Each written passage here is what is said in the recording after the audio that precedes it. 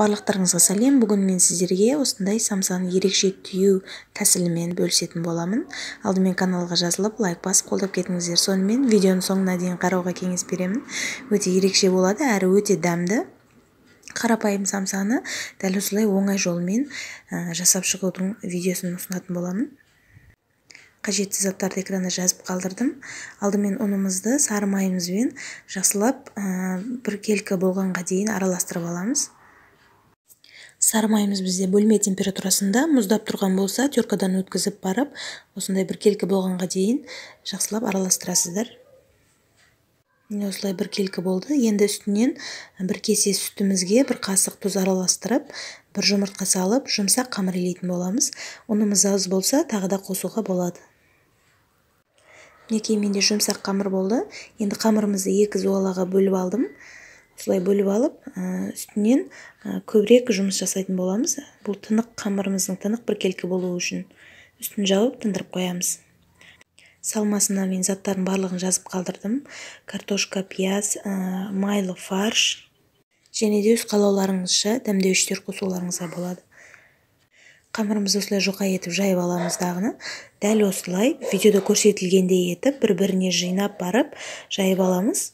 Үстінен дайын салмаларымызды салып, дәл видеода көрсетілгендей арасын жақын етіп бір-біріне салмаларды салып шығамыз.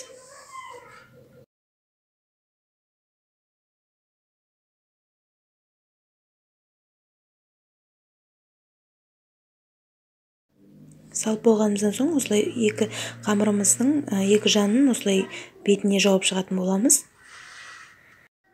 Қамырда бізде сары май және сүт болғандықтан қамыр өте жұмсақ әрі өте дәмді болып шығады.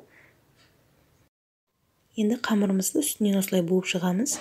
Барынша қаттырақ басуға тырысыңыздар, ашылып кетпес үшін. Барлығын осылай. Мен кішкене видеоны тездетіп көрсеттім. Осылай дайын болған соң үстінен кесіп аламыз. Тағы бір рет осылай жауып шығыңыздар қолдарыңызбен.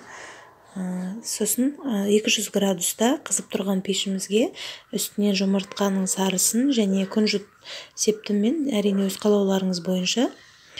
Содан соң қызып тұрған духовкамызда 30-35 минуттай баяу отта пісіріп аламыз.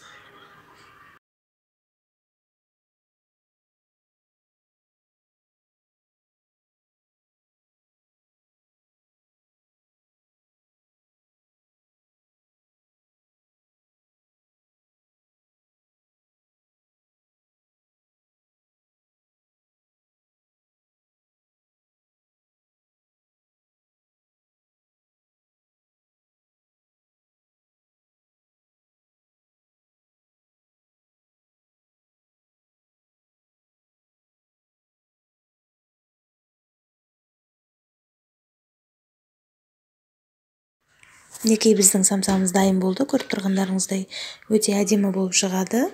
Қонақ күткенге де столдың үстінде өте әдемі көрінетін самса болып шығады. Ерекше әрі. Сонымен біздің видеомыз аяқталды. Каналға жазылып, лайк басып, өз пікірлеріңізді қалдырыңыздар.